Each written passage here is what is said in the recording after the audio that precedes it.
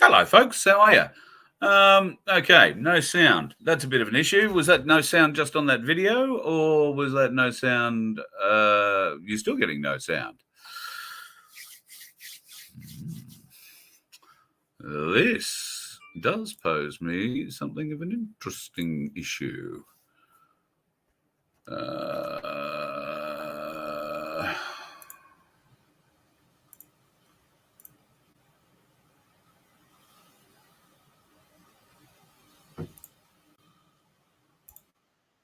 don't know. Are you hearing that little test? Any noise, any noise, any noise. Only video. Okay, I'm working on it. Let me see what I can do here about microphones. It says my microphone is working. Thanks, Trevor. You can hear me? Do we have a bunch of trolls in talking about no sound? Do we? Because that's their latest little trick. Or might have been just the video. Beautiful. Shari, thank you so much. Sunshine, thank you both. Sunflower, thank you so much for your help tonight and help today. It would have been last night, I guess.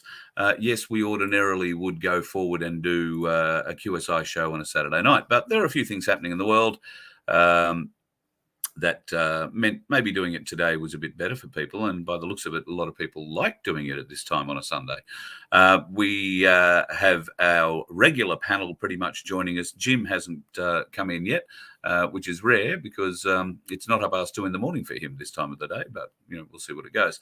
I'll have to try and figure out what's going on with the audio on that video I played. But what it was basically was a rundown of how our current banking industry works.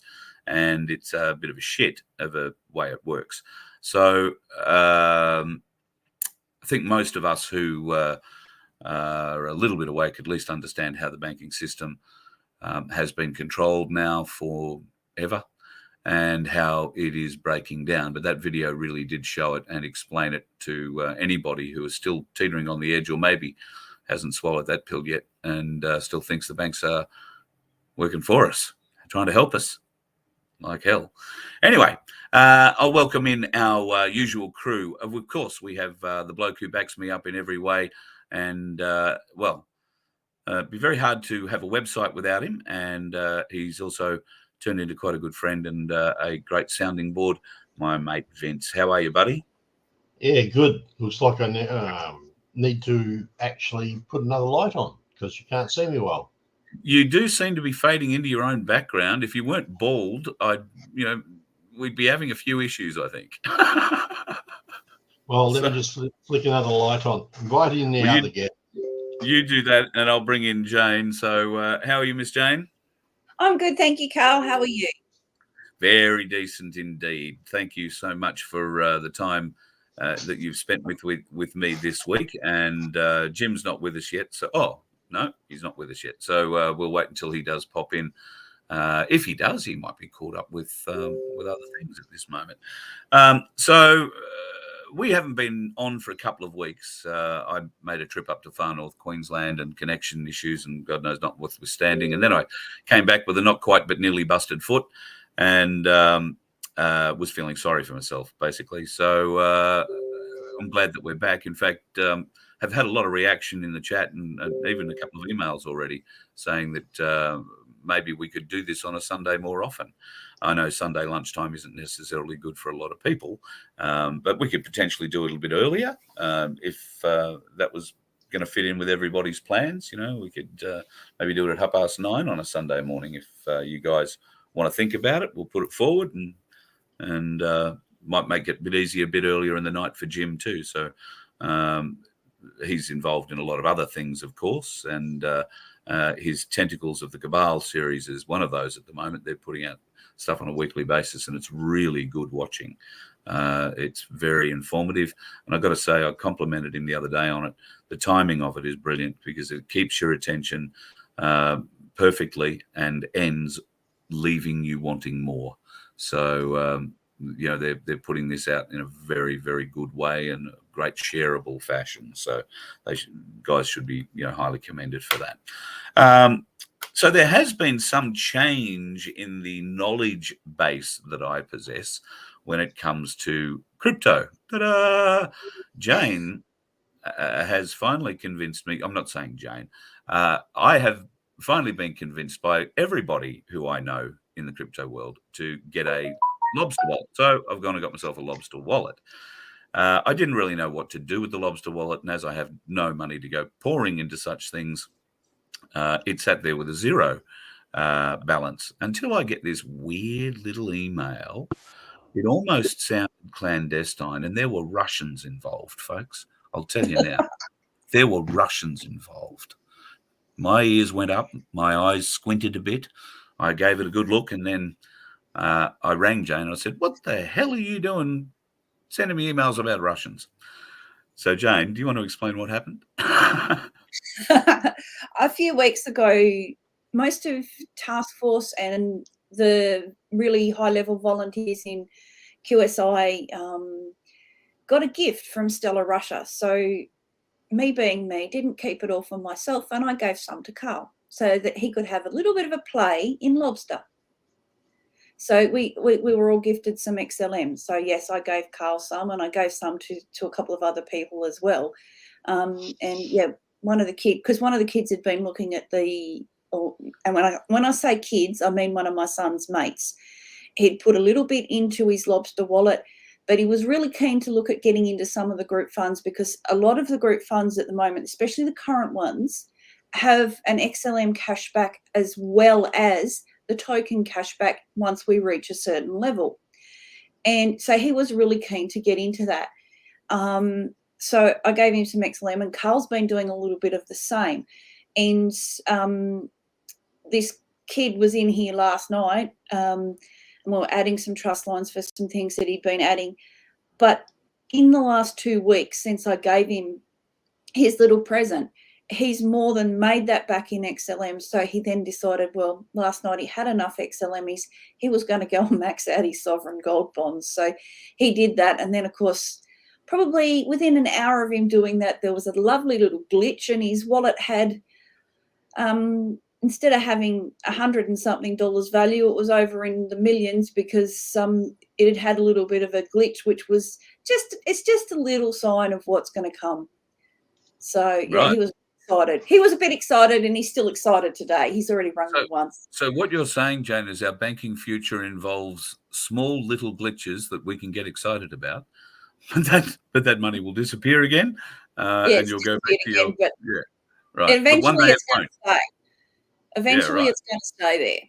So Right. you know what? When they test the system, or if and potentially some of these glitches now are people that don't fully understand that there's no liquidity in the market, so they're putting an actual price in, rather than just swapping and getting it as cheap as possible. They're potentially paying a little bit much, which is pushing the price up, and then when the next order goes through, it drops back down again.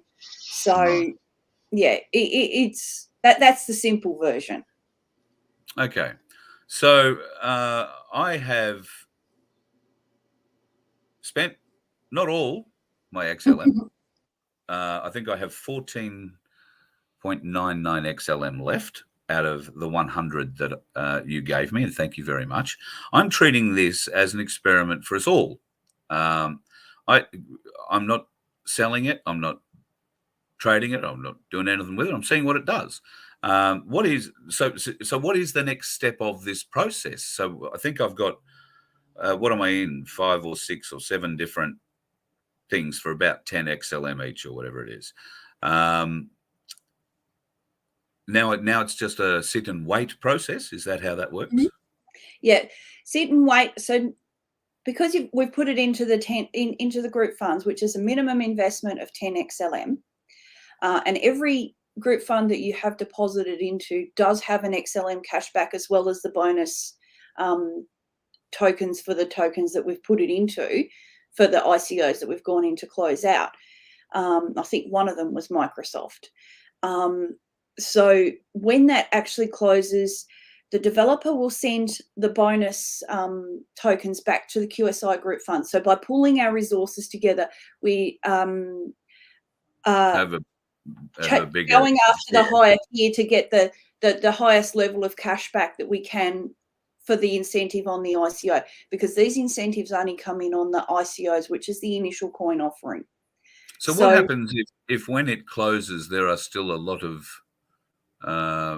coins available, or a lot of positions available? Once the ICO closes, it closes at that price, and it then fluctuates. The price fluctuates on the market. So sometimes the price goes up, sometimes it goes down. It just depends whether people have missed the boat or missed the opportunity to get at the ICO price. And then sometimes once the ICO cashbacks have been paid out, some will actually go straight in and try and sell their bonus tokens at a high price to recoup some XLM to go into the next shiny group fund. But I think with some of these XLM cashbacks, that has reduced some of that occurring and leaving the liquidity in the tokens rather than them being sold out and withdrawing all liquidity before the real liquidity is flushed into the QFS. Vince, the other side of the coin a lot of people are talking about at the moment is having cash, and I've actually tried to use my NAB card in the last 2 days, and transactions don't seem to be working on the account, even though I have money, a little bit of money in that account. I actually had to pay a bill here for the service that we use to put this show on, and I got told this morning that the bank was refusing the card, but it's not because of lack of funds. There's something weird going on with banking at the moment. We're telling people to get cash. Jane, you're talking about liquidity and all that sort of stuff. So we're seeing people take their money out of the banking system and turning it into gold or silver.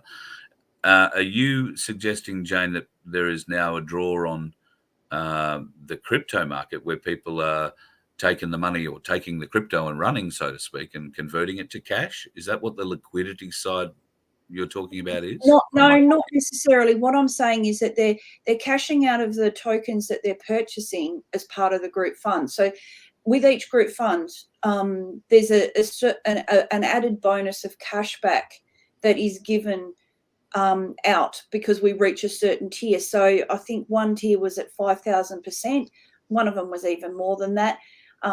So you getting bonus tokens, and they're taking those bonus tokens and they're cashing those out to recoup for XLM to try and get their funds back to be able to go into the next one. So it's not that they're off-ramping funds out of the blockchain or off the blockchain. They're trying to keep their XLM balance so that they can just go into the next asset to then go into the next group fund to get the next amount of cash back to then keep the tokens that their XLM would have bought them, but then they're selling the difference between what their tokens would have bought and the cash back, if you understand what I mean. So then when they sell those tokens for their XLM or sell them back to XLM, they're then using the XLM that they get to go back into the next. Right. I understand that part. I understand that. So, yeah, okay. So you're not really cashing it out and turning it into cash in your hand, like you'd be converting gold or silver into cash in your hand or whatever. No. Cool. Right. I understand that part. We have spoken a lot about Bitcoin, and Bitcoin, I think Jim had a certain term he referred to it. It offended a lot of people with Bitcoin, but in a conversation that we were having the other day, Jane, you've outlined, and Jim was pointing out that Bitcoin was down 9% alone that day. I don't know what the current situation is with it. Vince, you might be better positioned to say what Bitcoin's currently doing. If it is dropping, it's not necessarily a surprise, isn't it? I thought that's how Bitcoin worked, but the prediction here is that it's going to zero and it will not be coming back, Jane. Is that right? No. Yeah, well, with Bitcoin, once the internet turns off, at the moment it's PBFT, so its practical Byzantine fault tolerance level is that it needs 46 to 50% internet capacity to be able to operate and to run. Should the internet go to zero, or when the internet crashes and Project Odin is enabled, Bitcoin will go to zero because there's no internet for it to operate. Can I ask a question on that, Jane? Oh, by the way, hello. How are you? Fine, Vince. Sorry. Project Odin. How's that going to work for us, all us people who are like sitting on the internet? We won't have internet. We'll be offline. Everyone, no internet. Okay, so, but then how do we access any of our our technologies and our coins and, you know, No even one will be able how do to. we- My understanding is that no one will be able to access anything for possibly 3 days minimum. It's that part of it. I see what you're saying. Yeah. So this will be that changeover period, and why we're Yes. being advised to have a bit of food, a bit of water, and a bit of cash on hand. That's exactly it. So it's for that period then, and that's my understanding. Okay, nice. And for your interest, yes, Bitcoin and all the other coins have gone down in price, dropped approximately 3,000 over the last 7 days for Bitcoin itself. This is actually quite normal. You have peaks and troughs like this all the time. Yes, So it's affecting everything, including XLM, Ripple, everything. Yeah. And by comparison, I'm just trying to get a live price.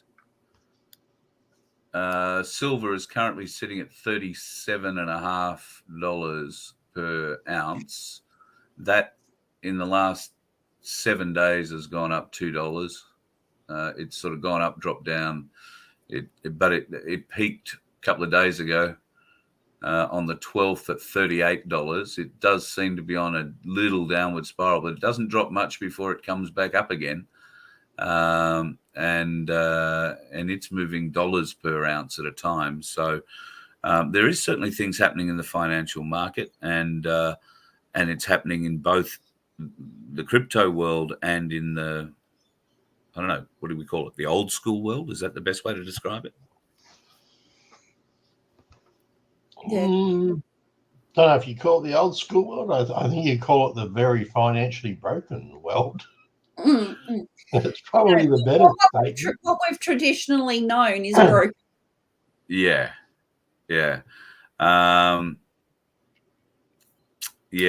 Shell raises an interesting question concerning the 3 days. We were told it was 2 weeks and it was to flatten the curve. How many months later? So I guess she's raising the possibility that we're going to be told, and we have been told, to expect there will be a blackout. All communications blacked out. That means the internet too, folks. I don't know how the tweens and you know the millennials are going to survive 3 days without being plugged in.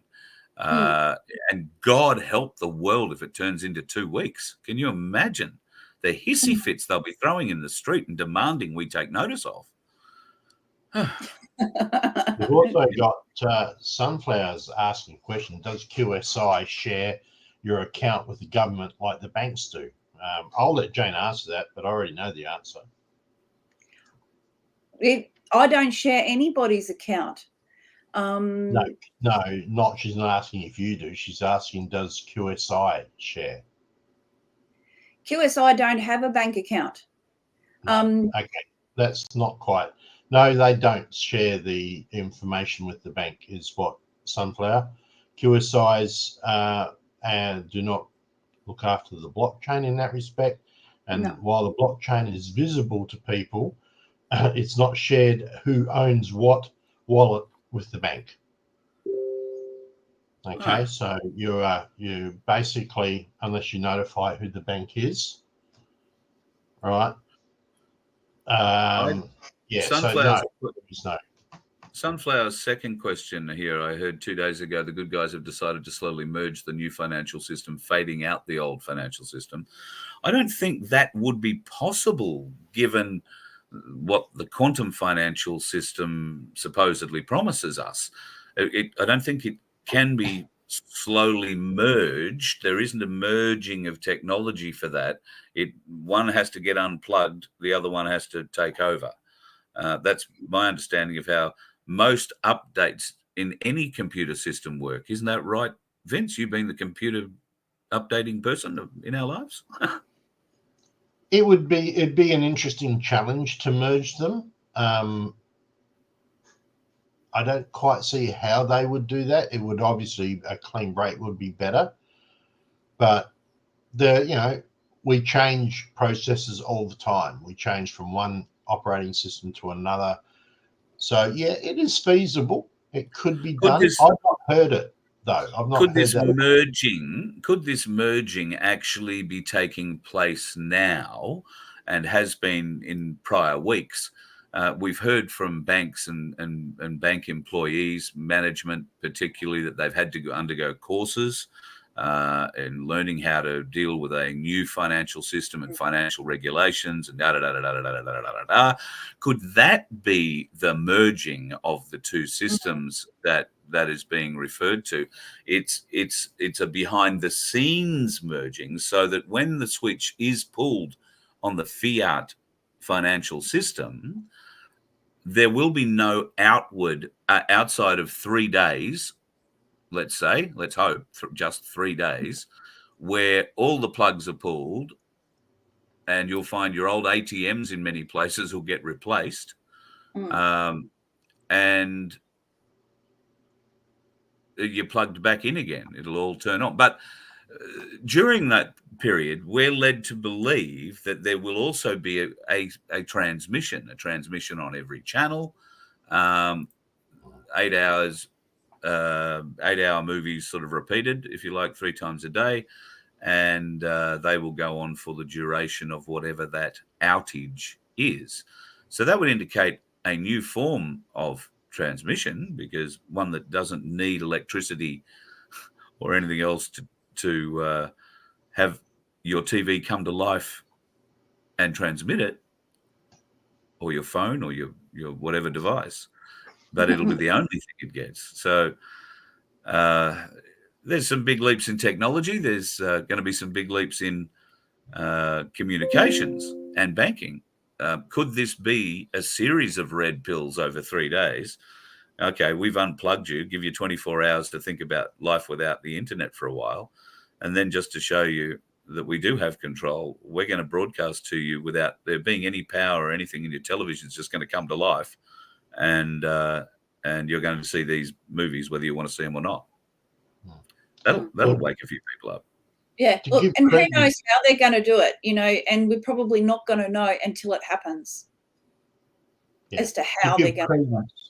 Sorry, Jane. To give credence to the thought of the merging process, you've got the fact that all the systems are going to be changing to handle the digital crypto that the governments are trying to put in so that they can govern their people. So that process is already in play as well. They're doing their trials now. So that gives some credence to that actual option. I've also heard that CBDC, instead of standing for Commercial Bank Digital Coin, will stand for Citizen Bank Digital Coin. Don't know that Citizen. I don't know that Citizen is much better, given all the connotations. Decentralized currency. Oh, is that what it's going to be? The central bank decentralized currency. The White House version is central bank decentralized. And Emily has done a really, really fabulous discussion and outline of that in an interview that is on QSI's Rumble channel that she did with the Lights of the Round Table. So if anyone hasn't seen that, I would highly recommend that you go and have a look at that, showing how the White Hats are using what was supposed to be the central bank digital currency to implode the reserve banks of every country. So they're using it against them. And we are seeing pretty much that in the effect in economies around the world, not least of all our own. Yes, Yeah. exactly. Enacted through the incompetence of government. Yes. While I was thinking about it, a question from a few weeks ago, someone asked about centralized and decentralized in relation to XLM. And we said it's decentralized, which is correct. So they asked, the other question was, is it all the computers that are running the ledger, are they all controlled by XLM? The answer to that question for the person who asked is no. XLM only has 3 main computers that look after the ledger. The other 37 plus that look after it are spread all over the world and owned by different people, organizations, and companies. So definitely fully decentralized for that person who asked. Okay, so just trying to catch up on some of the questions we never seem to answer, Cal. Yeah, mate, great. Thank you very much. XRP came into a conversation that I was having the other day. Somebody was rubbing their hands gleefully together and saying that they'd heard they were going to get $50,000+ for every XRP that they owned, and they owned a lot of them. I heard something else, Jane. I heard that's not going to be the case. There will be a buyback, but it will not be at these exorbitant levels. And Jim is actually a really good one to answer that, and unfortunately he's not here. But XRP will be subject to a buyback. We, the people, were never intended to own it. It is an institutional coin.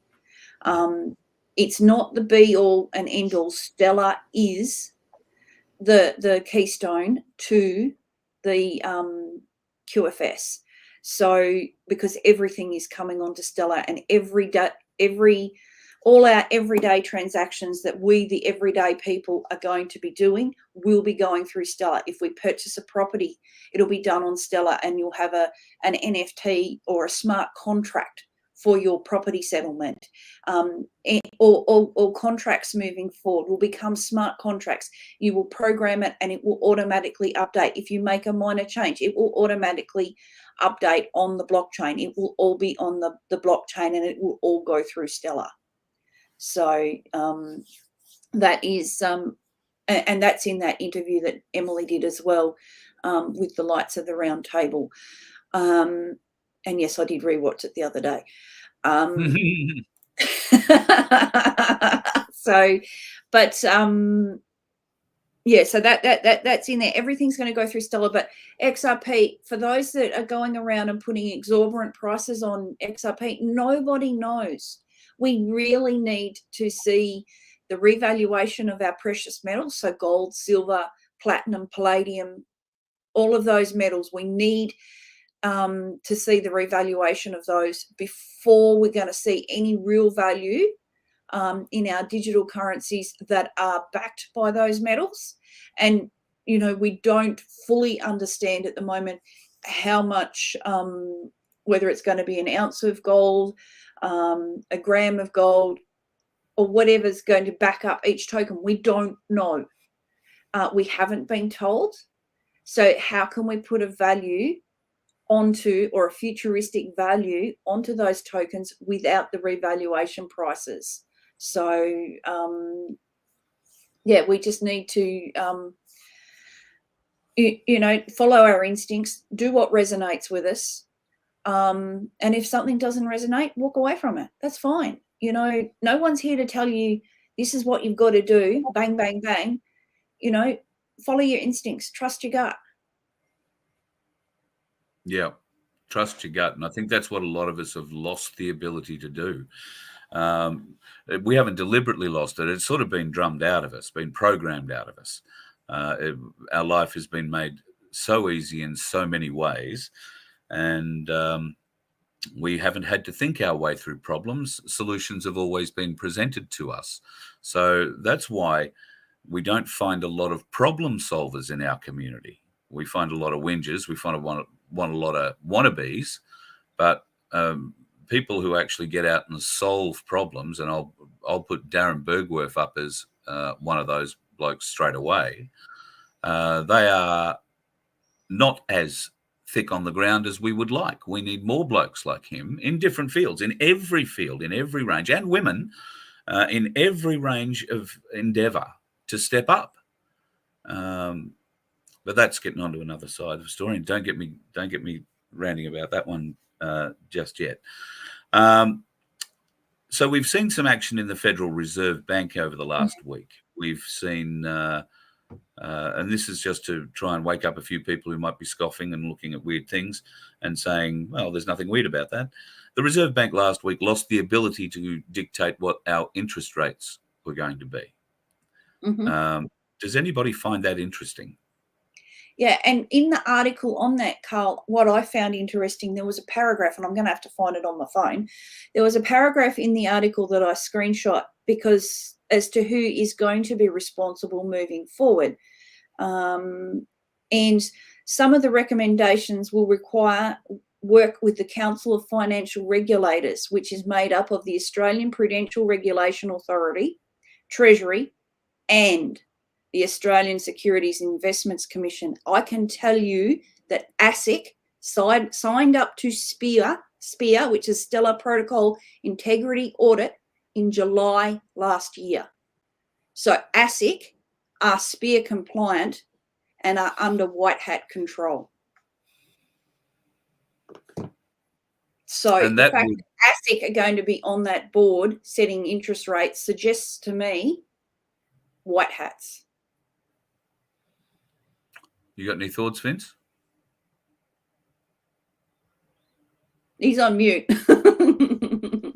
Yeah. Sorry. No, totally out on this one. I wasn't even aware that ASIC was a member of SPEAR, so that's news to me. Thanks, Jane. Yeah. No, well, been some other big news there too. They've had some changes, and will, by the sound of it, have a few more with different areas of control that they will be given. Predominantly now, they will oversee currency. I don't know what that broadly means, to oversee currency. Is that just to make sure we've got things happening? And speaking of currency, am I the only one that finds it a little strange that our new $5 note announced in February will not have any kind of monarch on it? It will all be Aboriginal artwork.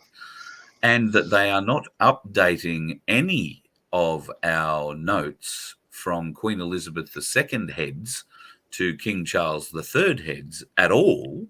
There are no plans. There will be commemorative coins. I'm sure there'll be the odd coin struck, and we'll be able to say, oh, look, there's Chuck's bonds on a 20-cent piece. But on our notes, they are going to be removed completely, I believe, every time they decide to update a note. So the 5, the 10, the 20, the 50, and the $100 note, of which they will probably try and eliminate probably the $100 note at some point. But they're going to take, if we've got a new monarch, and I say if, because it hasn't happened yet, if we've got a new monarch, why wouldn't his head be planned to be on the money? And isn't it part of the Constitution and the whole thing with the UK and the Commonwealth that the monarch's head is on the money? Ooh, I could be wrong with that. Yeah, there's a few things. It's all part of, I'm going to say it's all part of the general try and move everybody away from that process of the Constitution and the attachments to England and our convicts and whatever. I found out my history actually goes back into Australia down as far as 1855 when my first relative came over. So I guess he came over because he stole something he shouldn't have. But anyway, that's just as a sideline. I think it's just more of the distraction. Like if you're going to do something, you do it a little bit at a time until they get fed up. We get fed up, we step up, and then they back off, and then they come and encroach again. And I think it's just part of this encroach system, personally. That's all they're doing.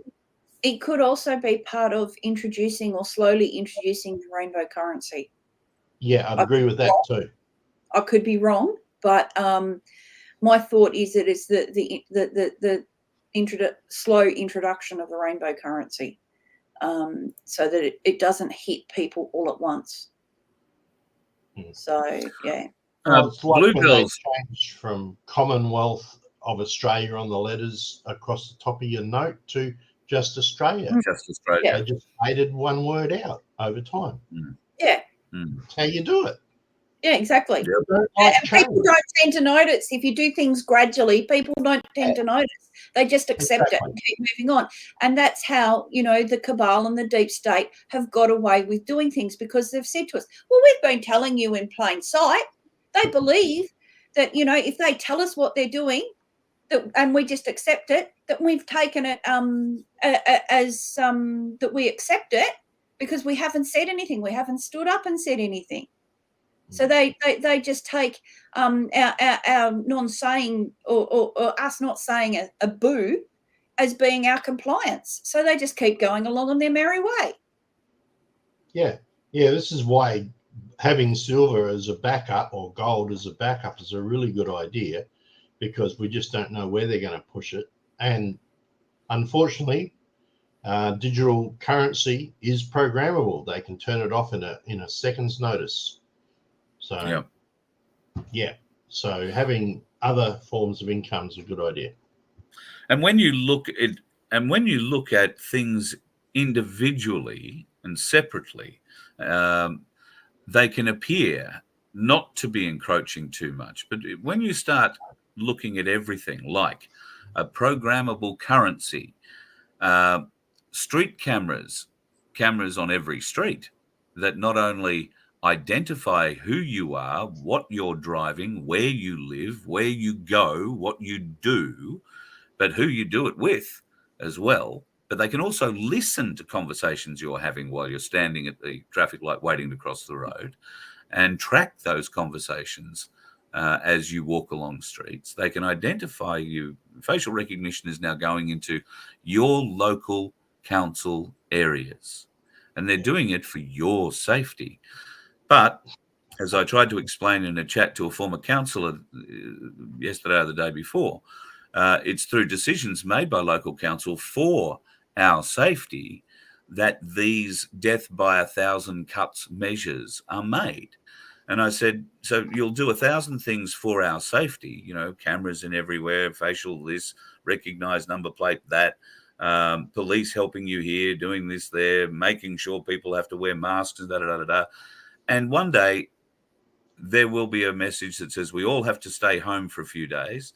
And when we are allowed back out again, there'll be 20-foot barricades around our new suburb, our new 15-minute city. And to get into somebody else's 15-minute city, you're going to need a social credit score that lets you through the gate. He hasn't said too much by reply to that. It is death by 1,000 cuts. We will be bled to death slowly, and then only realize we are dying when they finally put the big gates up and they close shut Maxwell Smart style on our face. That's what's going to happen. So we need to fight and resist that at every opportunity. Oh, didn't address this. The new ATMs, yes. Have you guys noticed ATMs in your areas? I mean, we're in 3 different states. Bluebell obviously is in my part of the world, up Gympie Way. She's noticed some new ATM X machines have been popping up in shopping centres around the place.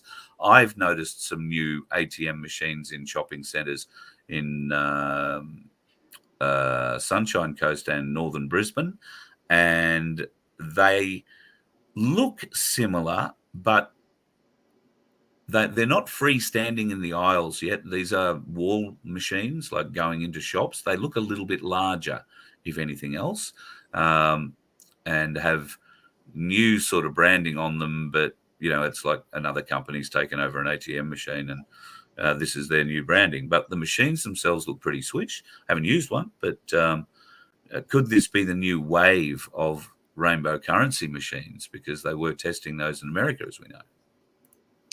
Quite potentially. I would not have a clue whether they've changed the ATM machines in town. I would have to ask his son. He is the one that does all of that.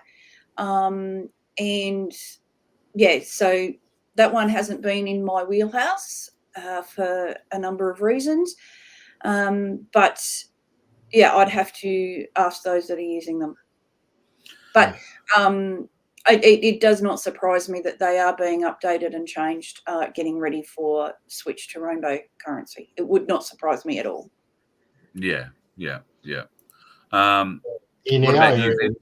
yeah, we've got a new one in the main street of Mannum. Understand that we don't have many banks. We don't have any banks in Mannum anymore because they've all gone.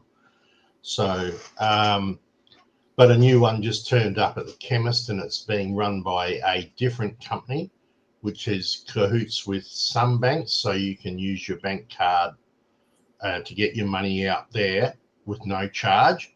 But other banks, you will cop a $3.20 charge if you try to withdraw money from it on your card. So it's interesting, but it's not. It's an individual private company supplying the funds. Who the company is, don't know. Got a question there. What are the thoughts on silver? I can tell you the silver price currently. There it is. That's coming from Ainsley Bullion, and that's in Australian dollars. I'll just make sure. Yeah, that's in Australian dollars. So 37.48. If you want to go to US dollars, we'll figure that out. 25.09 US dollars per ounce. Now that's, you can see that silver started pretty low. This is going back to February 6th of 2023. It's at $22. So if you started and got your first coin at, somewhere around $23, $24, you've probably made yourself a few bucks today. Well, we'll go back to Australian so that the bulk of the audience gets an idea. So you would have bought it at $32. So you've made $5 on your coin, $5.50 on your coin since February. How's your bank interest going on that? How's your super going on that? So, but crypto also has those sorts of advances, so some larger, some smaller. There are drops in crypto, and you can see here there is a bit of a drop occurring in the silver price there, but it's cents, not huge dollars, and it does look to be sitting pretty well at the moment around the 37.5 mark. So buying silver is not a bad investment in my very, very loose understanding of how investments go. And I'm not giving financial advice. Remember, none of this is financial advice, folks. But this is essentially what we're exploring now with Jane's generous gift to me. That 100 XLM has gone in on whatever date we made those transactions. And while the market is different, the silver market fluctuates. You've got closed dates coming, when those dates are sorted and the offers are closed, then, we will see what sort of return comes out of a 10 XLM investment. And people will be able to compare. I'm not saying there's one way better or the other, whether that's the right or the best way to compare, because like anything, I think you need a longer term view with those sorts of investments. And, as Vince was saying, the fluctuations can be dramatic, up and down. So I think it's a matter of getting as much information as you can about both sides and learning how to read the market. Jane, would you say, given your experience, and Vince, with your experience, you guys are able to look at the ledgers and understand what you're looking at? We, from a perspective of a numpty like me, don't know what we're looking at. We can say, oh, yeah, isn't that great? And I can show you that graph. And as long as the graph's going up or down, I can tell you what the price is doing. But to delve much deeper into that is probably beyond me. You guys, on the other hand, can look at those graphs in the crypto world and say, oh, well, that's what this means, and da-da-da-da-da-da. So it's that level of interpretation, I think, I and many others are lacking in our exploration of crypto. And that's perfectly okay too, Carl. We all start somewhere. We all start knowing nothing, and that's okay. It's that willingness to learn and that wanting to learn, that makes all the difference. And that's why, start with the QSI beginners course on Telegram.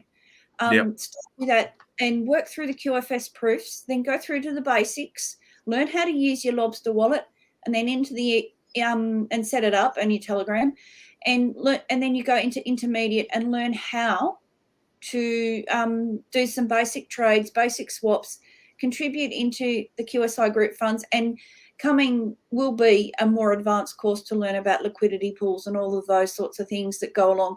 And, a bit, and also part of the intermediate is learning how to read those trade graphs. And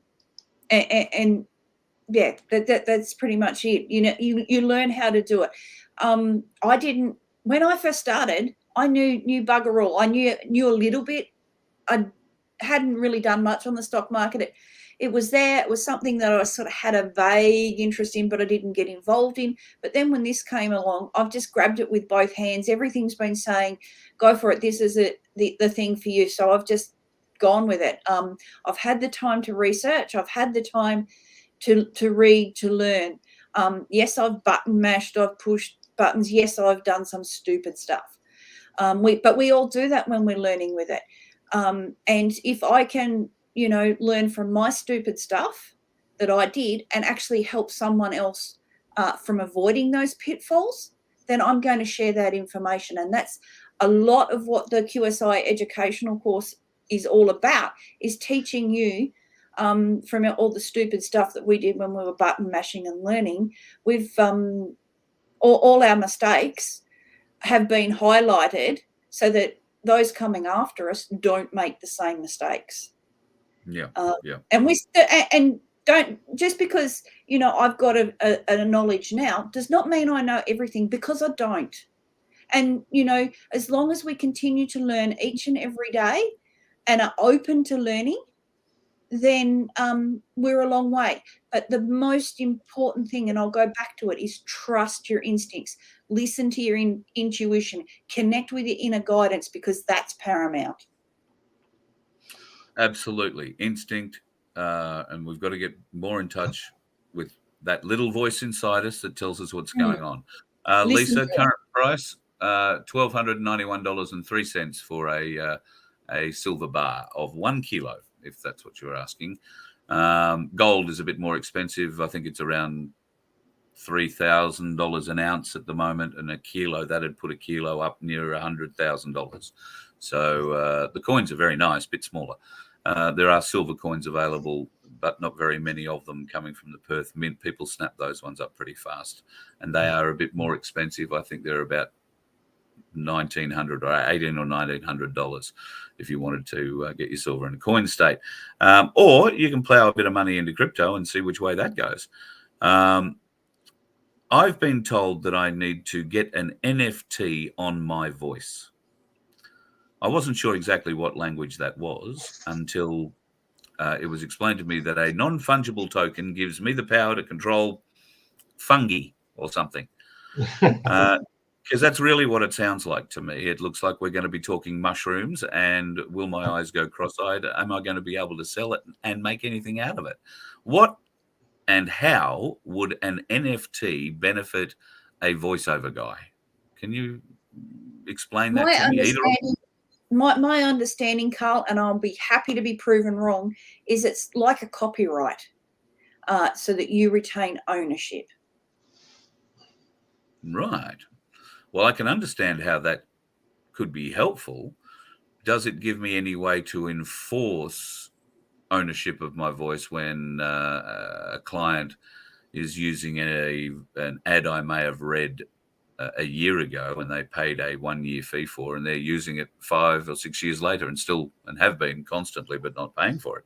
Would it help me recover the voiceover fees for that? NFTs are not something that I'm 100% over the top of, so I'd need to do some more research for you. Vince, any ideas? Likewise.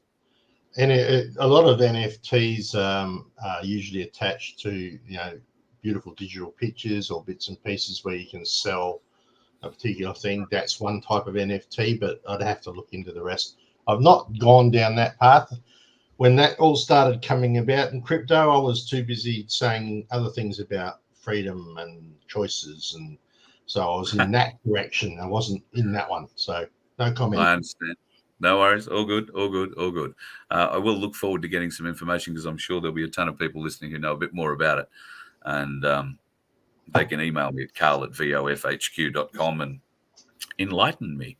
I'm keen to be enlightened. I'm just having a bit of a glance down here to see if there are any I have a couple of questions for Yep, for you Jane. go for it. No. I was wondering, I hear a lot from the QSI about these humanitarian projects that are going on. Hey, can you give us some idea of some of those that are happening that you're aware of? Emily's humanitarian project is QSI, and helping to educate people in regards to the QFS and what is coming, and how to, trade on whether it be Lobster or Lumendex, or, and to educate people on the Stellar blockchain. A lot of us, our humanitarian project is helping to educate others. Recently, this last week, QSI have had a competition running whereby, in conjunction with Stellar Russia, so Stellar Russia and QSI, whereby people have come on and presented their humanitarian projects as if they were going to present to those that for their RV. So whether it be a Zim bond or any of those sorts of things. So they've put their projects together. They've done the presentations as a practice, really. They've put themselves out there, done their presentations, because this is what they would like to do with their as their humanitarian project with their with the whatever they've set up. I understand.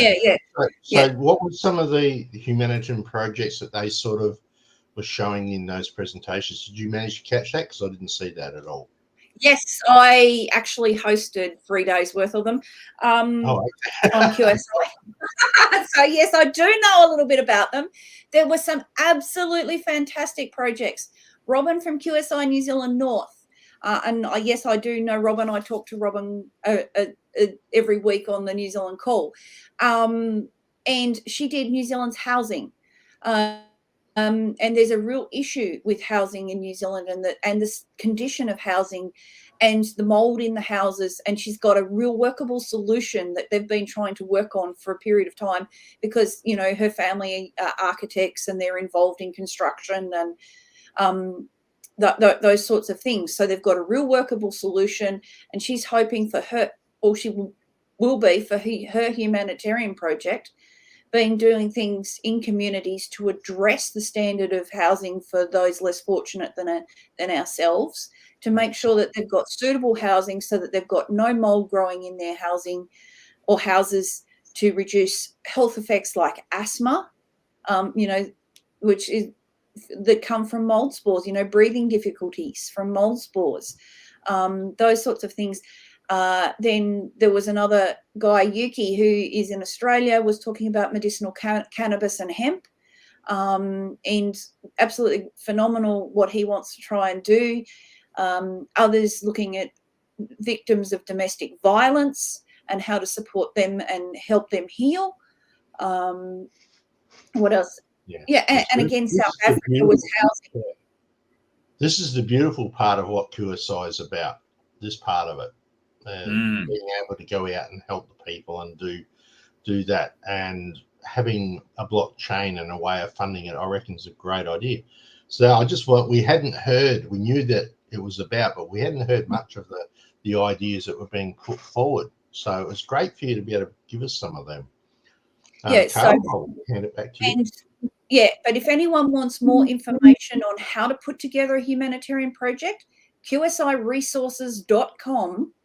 There's a whole page dedicated to humanitarian projects and information for putting projects together. and the templates, PowerPoint templates. There's presentations from Donna Heckler on QSI's YouTube channel in regards that she did 12 months ago in how to prepare a humanitarian project proposal. And they have actually been restreamed as well on QSI. It's 5 a.m. Australian Eastern Time, Standard Time, and they're Wednesday and Friday mornings for the humanitarian projects. And the Money Mastery with Annie is Sunday and Monday mornings, 5 a.m. And yes, I get the 5 a.m. Monday morning slot. So yeah, I do know when they are, because I do remind the Australian crew and the New Zealand crew when we do our weekly Telegram calls with the Australian quorums, where people can actually come and ask questions and talk about the latest news, just pretty much like we're doing right now. But they can come and ask their questions live on a call. And, you know, if I don't have the answer or someone else on the call doesn't have the answer, well, we'll go looking for it, or we'll point you in the direction where you can actually help further your research. Yeah. I am really interested in hearing from anybody who has a humanitarian project they think is worthy of some attention. I'm very keen to try and be involved in this in some way, shape, or form. And through the generosity of some people that have come into my life, one particular fellow who walked up and almost anonymously handed me an envelope and walked away, has given me this, which is a $100 million Zim note, which I think puts me in the league of humanitarian projects only. Yeah, it does. So I need people who want to put together I've got things I want to do. Obviously, I've spoken strongly on my show here about domestic violence and the fact that people in that situation, women and children in particular, won't leave the situation because of animals. I want to create somewhere where everybody comes. Doesn't matter if you've got a mouse or a horse, you bring everybody and you'd be safe. You get help and you heal. I want to create something like that. I want to create something that works in the hemp industry, be that growing, processing, making housing. There are some wonderful people in Nambour that I've been involved with, Camillo and co there, who have big plans and already plans to have a hemp manufacturing machine delivered to Australia this year. In fact, there's people in the Philippines learning how to drive it right now. So we need people who want to grow hemp. Darren Bergworth is doing some amazing things down in Victoria. There is a new hemp factory that was just opened in the last week or so. And when we get back down to Victoria, we're going to go and have a bit of a look through there. They're going to be doing extremely low-cost housing. Darren's looking at being able to set up and be involved because he is a builder and putting those together. And, of course, promoting the arse out of them through my place. So I want good humanitarian projects. 100 million Zim goes a long way, apparently. At the moment, I think it's worth about 75 cents. But there's no point in anybody coming and trying to steal it from me, because it can only be used for humanitarian works. You're never going to be able to convert this back into something that's going to benefit you. And that's why I feel so happy in the fact that maybe the Voice of Freedom now has a platform going forward, that there are many more talented people than me who would know how to put together the paperwork and whatnot that you're talking about. I'm very happy to be involved with people who will help me in that process. We can all do this together.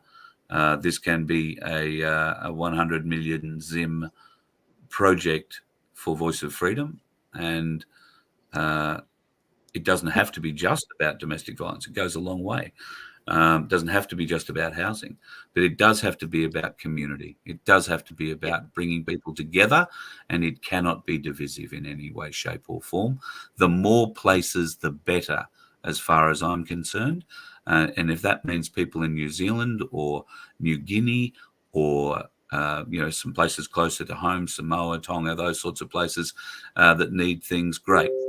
Norfolk Island, I think, is going to not necessarily want any of our help. Why would you change anything there? But humanitarian projects need to happen everywhere. And I'm very keen to put this towards something like that. And thank you, Jane and the crew from QSI, for giving us the resources to be able to put something together, should we be lucky enough to hold one of these notes. So, folks, if you want to be part of that, Carl at vofhq.com or Vince at vofhq.com, and we will put you in a special email folder as soon as Vince tells me how to make one. And well, I can actually tell you one of your listeners, Carl, who's a member of QSI New South Wales. So, Ken, if you're listening, he's also part of the Quantum Marketing Chat, and he will be one to help you. Wonderful. Yeah, and yeah, Ken is very good at helping to put projects together, and he's been helping a lot of the people in the Quantum Marketing Chat, and especially in the area of veterans. Wonderful. Well, that's another area I would be very keen to do work in, our veteran support. Very keen. So, Carl, I'll do that business with the email for you just as soon as I quit making an NFT for it, mate. And on that note, ladies and gentlemen, it's been a fabulous way to spend my Sunday afternoon, or at least the early part of it. Thank you very much for coming out. Sorry Jim couldn't join us. Who knew? He hasn't missed a show at 2:30 or 3 o'clock in the morning yet. But he probably got sidetracked with his meat raffles that he was winning and giving away. Because he was at the pub. He was at the pub. Oh, well, there you go. We've now maybe discovered the essence of the issue. Jane, thanks very much for coming on and sharing your time on a Sunday. And look forward to watching my lobster wallet with great intent. I'm not exactly sure why, but I look forward to watching it with great intent. Oh, you're having fun. I am. It is. I mean, I've watched more wiggly lines in the last 2 weeks, be it gold, silver, or XLM prices and other things in crypto, that my eyes, I'm surprised my head's just not vibrating a little bit. Maybe it always is, and you just don't notice. Well, at least it gives you a chance, Carl, to see how transfer of digital assets work, move backwards and forwards. It's a great learning exercise, mate. Absolutely great. Yeah, you're having to play, and at the same while you're playing, it's not like you're going to lose anything. What, it was $10. Yeah. It was $10. Yeah. And so Russia gave it to me, and I just paid it forward. Yeah. So at the moment, I've got. Oh, he says trying to find it. Well, you've got some in XLM, but you've got other assets as well in that one. So he's waiting for him to come back. Oh, so I had $10 of XLM, if you like. I've got $2.11 left, or 14.9968 XLM. Anyway. Well, you can share my screen, Carl, and that'll show what you've got left. Oh yeah, there you go. Oh yeah. That's what he's got left. See, he's been very busy sending off to the group funds and he's even got his memos on, so we don't need to give him the finding memo sticker because he's remembered his memos on. So, he's done very, very well. So there's no punishment. I think a couple of them may have closed. SpaceX, I think, closed. So, give it a few days and there should be some cashbacks. I will tell you, there is some weirdness in there, folks. I was particularly enamored with the SpaceX one because I like all things that want to talk about space for a variety of reasons. But there is also one in there that has something to do with mining on asteroids. Oh, yeah. Should I ever be lucky enough to have grandchildren and they have children, they may be able to experience the benefit of me getting in with 10 XLM worth of astro mining shit. You're having fun. So proud of me. Just remember, people, that it's, if you're going to do anything in here, right, not financial advice, but only invest what you're prepared to lose. Exactly. Yeah, and so far I've invested nothing. I am playing with a gift. Yes, so let's be clear on that. You can win with a gift too. So look, potentially, and look, for me, Not that I'm in a position to own a lot of silver or to buy it on any kind of regular basis, but that is the only measure that I have. A person very early on in my little journey here gave me a kilo bar of silver, and I received it, and I got the invoice from the company that sent it, so I knew exactly what they'd paid for it, and it was well under $1,000 that they paid for it at the time. Now, that isn't too long ago. It's not a year ago. It's not even 8 months ago, or maybe a little over 8 months ago. That sort of thing happened. And now that same bar of silver is worth nearly $1,300. Yeah. So remember, though, selling it back to the dealer, you're not going to get as much as you would if you're paying for it, because that's how they make their money. Yes, right? but we're looking at it as an investment. Yeah. We're looking at it as a long-term investment. So, and it's the same with these digital assets. They're a long-term investment. Yeah, exactly. Yeah. So pick the right ones. Well, and that's real quick. I could have gone and invested my money in a bar of tin. It was a lot cheaper. But if it was copper, maybe. Every group fund that you have put a deposit in, Carl, has got an XLM cashback coming as well as the asset. So you're not going to lose at the end of the day. So will the Russians be coming for the money? No. Well, you got to remember, Putin signed a UCARS decree probably about a month ago, and he mentioned Stellar Network twice in the decree. Yeah, right. Wow. So okay. Absolutely phenomenal. So right. There's big things coming, and there was a post that Emily shared in the last couple of days with Ben from Stellar Russia, and yes, he is Russian military. There's stuff, and he's been telling us for the last 2 times he's been on a call with Emily that it's going to be a red hot Russian summer. Right. All right. Well, I'll give you all this undertaking too, that any cash, anything that comes out of this that might be worthy of use for a VOF solution, I will very happy hand it over to anybody that's been following along. If we've got a good reason, or somebody needs a bit of help, I'd be prepared to donate the money that we make out of this to helping people going forward. Paying it forward, whatever it is. That's a big thing to say now. Of course, when you dump $75 million in the account, we'll need to negotiate a management fee. But that's all I'm saying. Carl, might be 12 months, might be 2 years, might be 5 before your little investments pay out. So that's exactly right. And with your XLM cashbacks, I would actually, like I know what the kids are doing with theirs. They're actually reinvesting into the next group fund because there's still XLM cashbacks on them. At the end of the day, they've got tokens in other assets.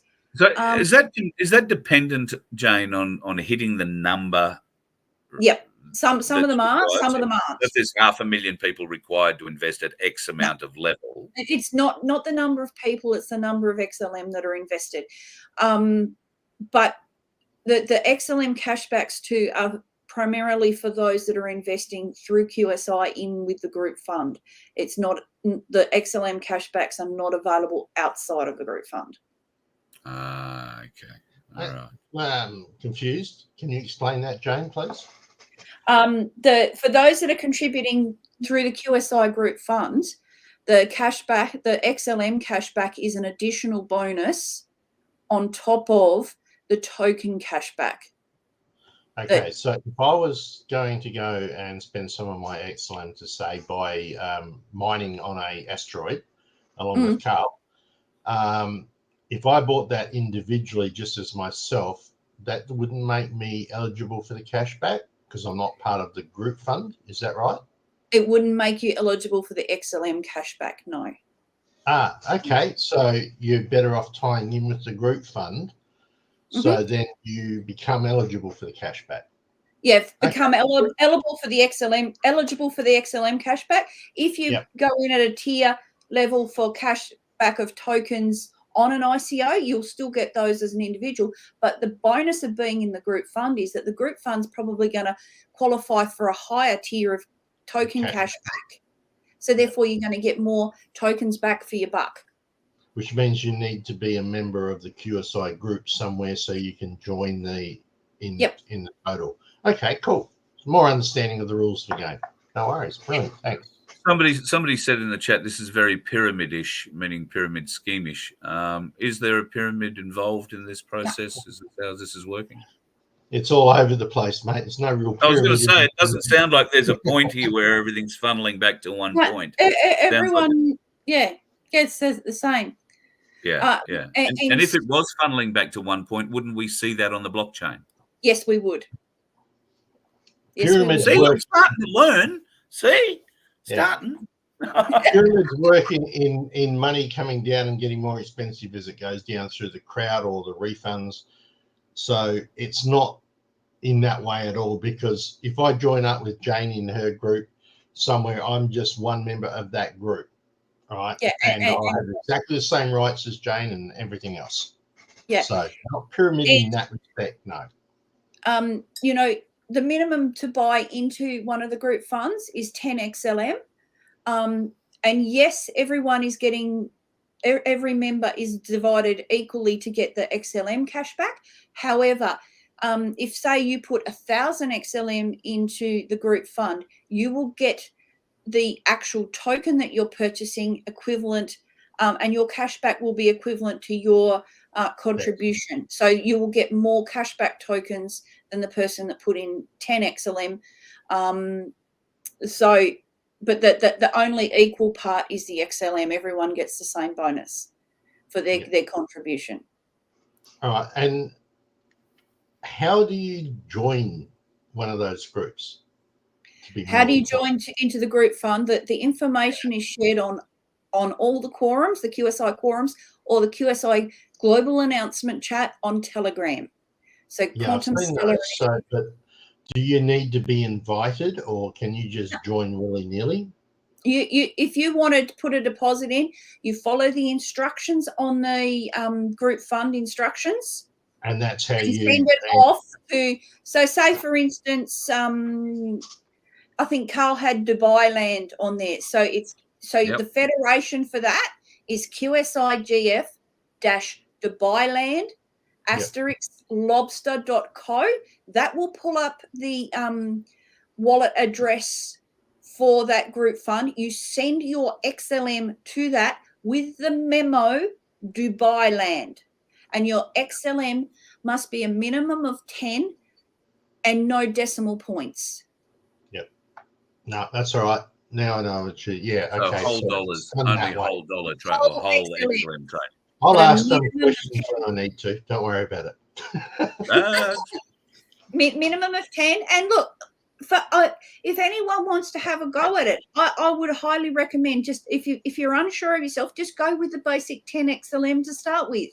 But double and triple read the instructions, and triple check yourself. It's not scary. Just go slow. It's not a race. Yes, it was once I was able to identify the asset, because the biggest hassle for me was finding my way through the app, finding what button did what. But once I was able to identify the asset, which came via text from Jane, made it a lot easier. I was able then to navigate through to put that into the appropriate area to buy my 10 XLM of it. Found it really easy for a dickhead like me who isn't very smart in that app world, if you like. It was simple, very, very simple. I haven't added any of my own cash to it. I haven't tracked it. I'm not breathing down its neck, because I'm sort of viewing it in the same way you would view gold and silver, or if you were involved in shares. I've never been involved in the stock market, but it's not a put it in today and get the money out tomorrow and be a millionaire kind of thing. Never has been. So I'm interested to see the comparisons between the two, the gold or precious metals market and crypto. But we'd be stupid, I suppose, Vince, not to keep an eye on the market as well, and the stock market, and see what returns you get over that.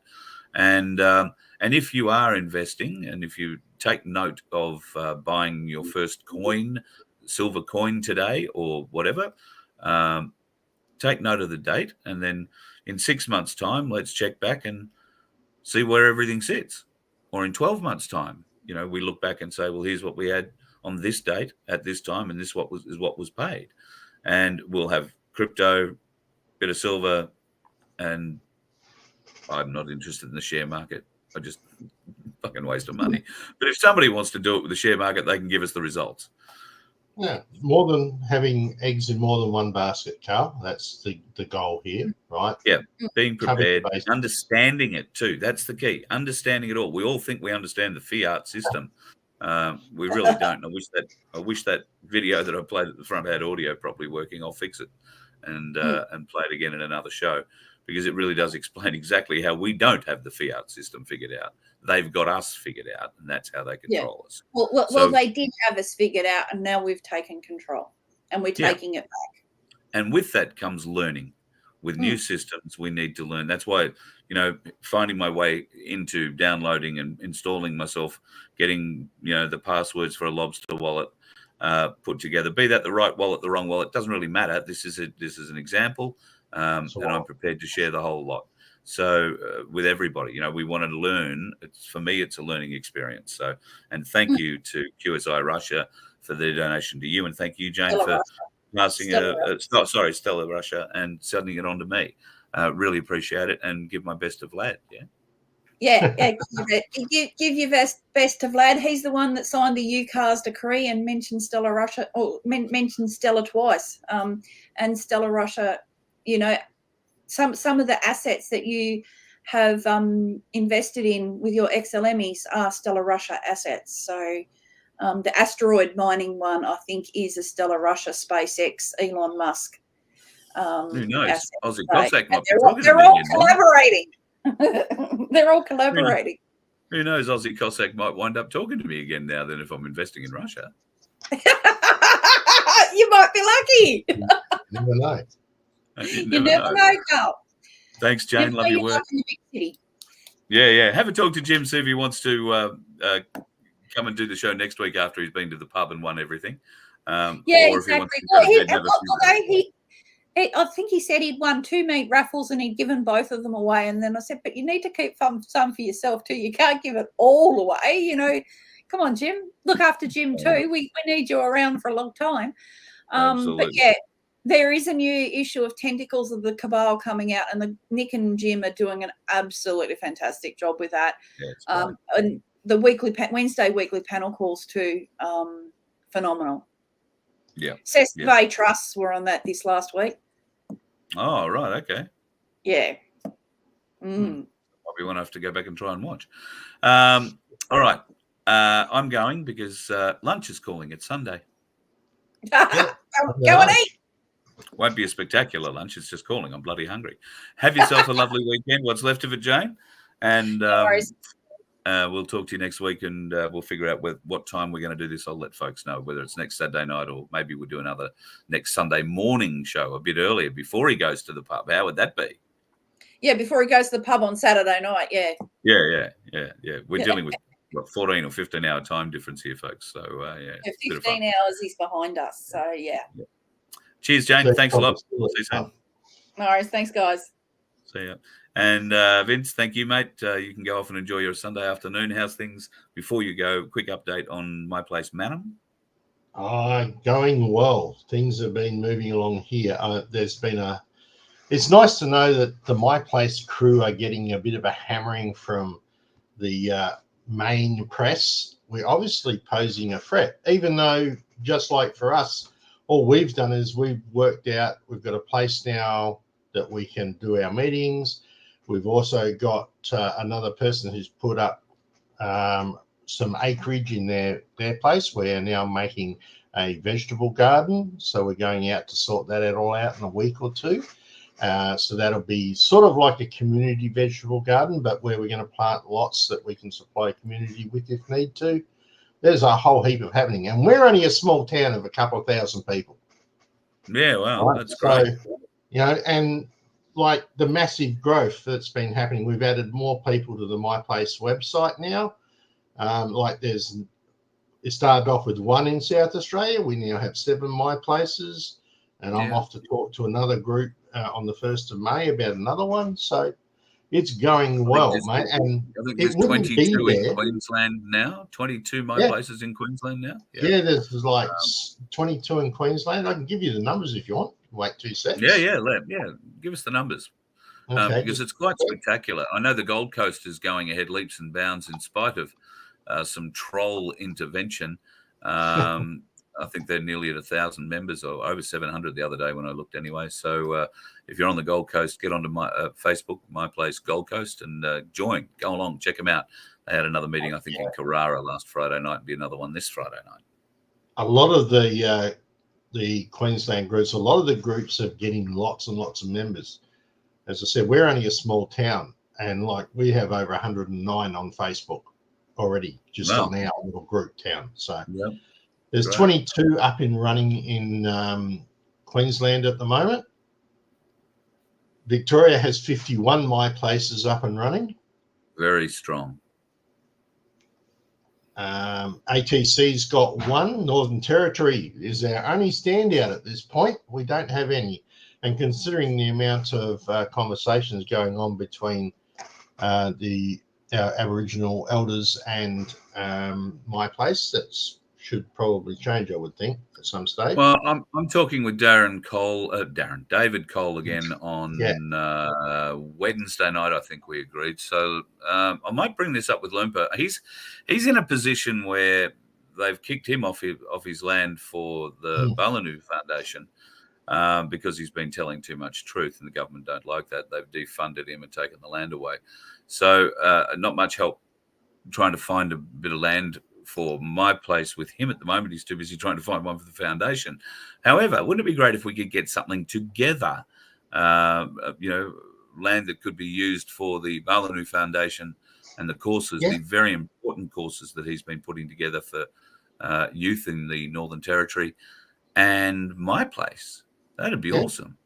Well, that's a great opportunity, because we've got, you never know who in your group is going to say, oh, look, I'm happy to give up a piece of land. I mean, we did that here. If we could get somebody in the Northern Territory, then something that Loompa can go to. Why not? Why don't we join? Why don't we all come one? That's that whole dream from their prophecy, that the black and the white will join together. Remember that? Yeah, absolutely. I'm not sure how many Northern Territory farmers we've got, or cattle barons that are watching the show. Yeah. But surely we might know some people who might know a cattle baron or two, and surely amongst the millions and millions of square acres of land they have on their properties, they might be able to find a small portion of it where David Cole could continue to conduct his cultural courses that have seen him make such a huge impact on Aboriginal crime rates and youth suicide in the Northern Territory. And while that would be somewhere well out bush, because I think that's part of what he does, you really only need a creek or maybe an access to the sea, and they don't need a lot of land. You'd still be able to have your cows and everything there. They wouldn't be doing anything to the land. They're very culturally respectful of the land. So if we could get that happening, and then maybe something in the more centralised or populated areas where MyPlace in Darwin or Alice, or preferably both, can happen, and those courses can be put through there as well under David's supervision. That would give us 3 points in the Northern Territory where this sort of training could be rolled out, and it could make a huge difference to the crime rates and to the lost people that are so far dealing with the tragedy of their lives and their existence through alcohol. I'm really hopeful that we can find a way there, Vince. MyPlace and the Northern Territory getting closer together. looks like we're going to have to put you in a car and drive you up there, because we don't fly here at the Voice of Freedom. We drive. All right. So do I, mate. So do I, all the time.